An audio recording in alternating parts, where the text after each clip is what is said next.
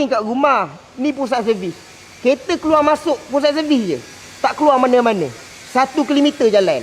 Orang ni, pusat servis ni akan hello korang lepas 6 bulan. 6 bulan dia telefon, hello bang, datang servis. Bukan sebab waranti. Memang spek minyak tu, minyak walaupun minyak fully tu bagus, 1 kilometer 6 bulan kena tukar.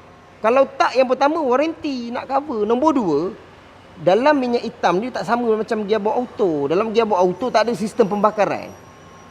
Owner ni paling mula-mula tengok. Guys, cuba tunjuk kejap. Orang pertama tengok live. Nampak? Sini cik.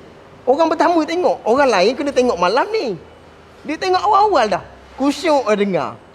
Kan? Sebab pengguna kereta memang kena tahu benda ni guys. Terlepas pandang rosak dulu. Okey? So 6 bulan.